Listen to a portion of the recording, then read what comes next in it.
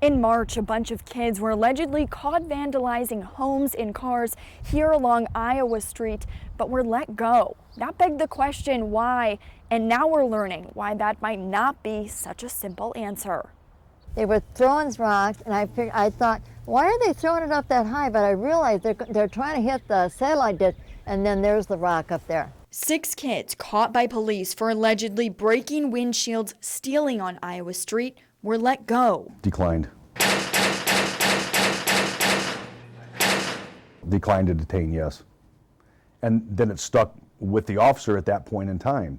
So you could just imagine how many ripple effects that this does have, not just with the credibility of the officers, but with the neighbors and everything else. In March, we asked the Juvenile Justice Center why these kids were let go. We were told they have a point system and they didn't qualify for juvenile jail. So the police officers took the cuffs off on Iowa Street and let them go. The juveniles subsequently went back out, intimidated and threatened the people, and also ended up committing thefts, and they still were not detained. Here's how it works in St. Joe County. A kid commits an alleged crime. A police officer detains the kid on scene, calls an intake worker with the Juvenile Justice Center who uses a point system to determine if the kid should be released or detained. Then the police officer has to let them go or bring them to the JJC.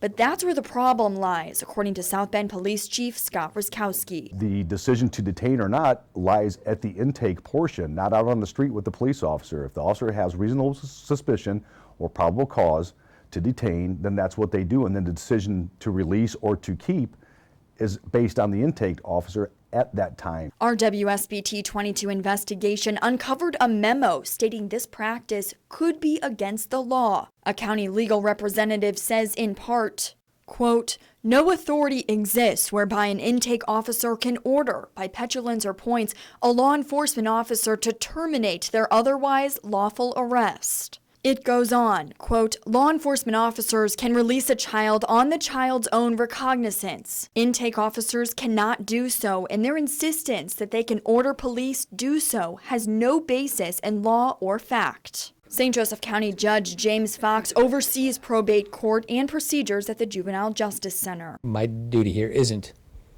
to usurp or expand anybody's authority. My duty is always to try and make the best determination of what's going to be best for this child, objectively and independently, on this child at this time.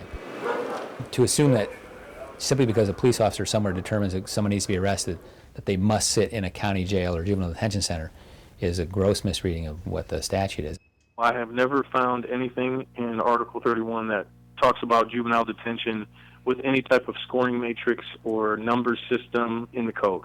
Juvenile defense attorney Jason Chikowitz says that doesn't necessarily mean it's against the law. In order for something to be illegal or legal, does it have to be written in there? Does the use of a scoring matrix have to be written in the code?